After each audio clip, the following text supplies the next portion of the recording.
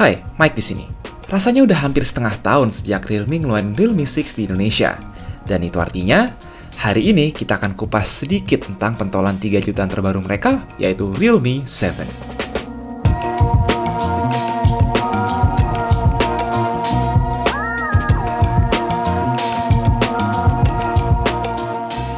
Oke, kita mulai dari salah satu aspek yang paling banyak di request fans Realme terakhir kali, karena merek sebelah punya HP juga yang 3 jutaan tapi belakangnya kaca.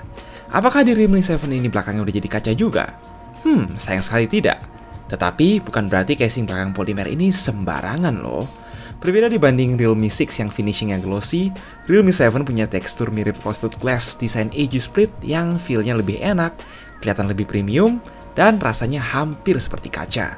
Permukaan ini masih mudah berminyak, namun ngebersihinnya lebih gampang daripada permukaan plastik glossy.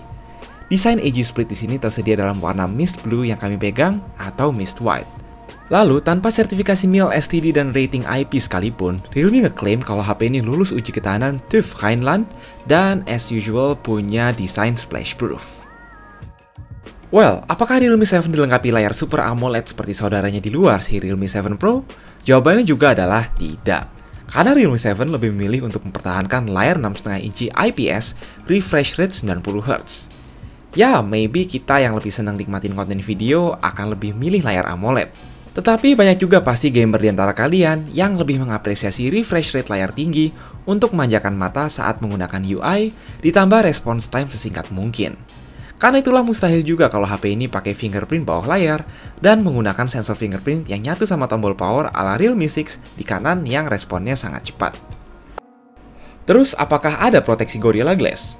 Yup, di bawah screen protektor bawaan ini, layarnya dapat perlindungan Gorilla Glass 3. Nah, di balik semua HP berchipset Helio G series, rasanya selalu ada mitos bahwa chipset ini panas. Apa benar nih masih berlaku untuk generasi terbarunya yang bernama Helio G95? Sebelum jawab itu, faktanya Helio G95 adalah update minor daripada Helio G90T, di mana update-nya ada di GPU Mali G76 MC4 yang di-boost hingga 900 MHz. Namun, masih menggunakan proses TSMC 12 nm yang sama. Ketika seseorang menambahkan performa ke dalam chip yang kurang lebih sama, sudah bisa diprediksi kalau suhu chipsetnya at least sama-sama panas, mencapai 44 derajat Celcius saat benchmark Antutu. Panas di permukaannya emang nggak separah itu, kerasa tapi masih ada beberapa HP yang lebih parah, dan itu nggak kerasa di penggunaan normal sehari-hari untungnya. Tentu saja, karena ini nggak punya chipset ala flagship, nggak semua game yang support frame rate tinggi bisa dimainin di atas 60Hz, apalagi FPS stabil. Game macam Real Racing 3 ya lancar, tapi misalkan PUBG itu mentok di frame rate ultra sekalipun setting smooth atau balance, practically nggak bisa menggunakan FPS setting ekstrim di settingan manapun. Baik, yang satu ini mungkin lebih terdengar sebagai rumor dibanding fakta, namun memang benar bahwa saat ini, satu-satunya SKU yang dijual di Indonesia ialah versi RAM 8GB, storage 128GB, tanpa tanda-tanda ada versi 664GB. Mungkin maksudnya biar nggak membunuh seri-seri lain Realme yang lebih murah terutama Realme 7i, cuman ya nggak biasanya aja seperti ini. Dual SIM expandable storage itu juga aman. Saatnya kita kupas kamera. Apakah benar dengan beli Realme 7 kita dapat upgrade kamera daripada Realme 6? Kenyataannya konfigurasi kamera di Realme 7 ini mirip dengan Realme 6. Yaitu ada kamera utama 64MP tapi ganti sensor jadi Sony IMX682, kamera ultrawide yang sedikit lebih wide, lalu modul makro dan tentu depth sensor 2MP. Masalah kamera utama nggak perlu dipertanyakan lah ya, kualitas gambar 16MP super samplingnya mantap, terang, dynamic range tinggi di hampir segala situasi berkat sensornya yang berukuran besar, termasuk di mode portrait. Kamera ultrawide-nya pun oke untuk melengkapi kamera utama, terutama karena di kondisi malam hari pun kualitasnya naik berkat mode nightscape yang bisa dipakai baik di kamera utama maupun ultrawide. Terus, ada fitur baru yang tampaknya fun, bernama filter malam. Di mode Nightscape, kita bisa cobain beberapa filter baru, misal Cyberpunk dan Flamingo, yang bisa bikin efek lighting keren yang artistik.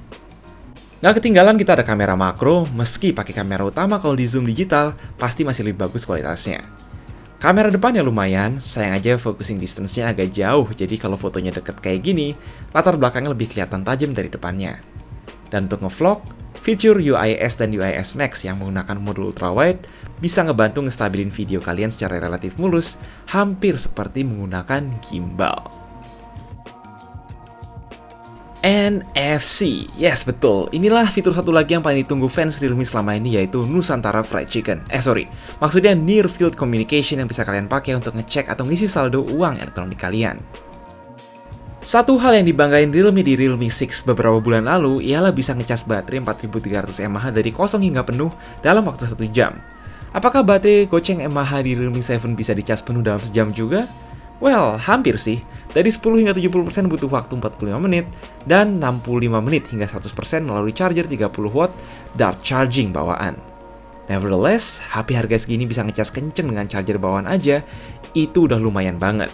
Dan baterainya pun tahan lama juga sekalipun kalian terus-terusan pakai mode 90Hz.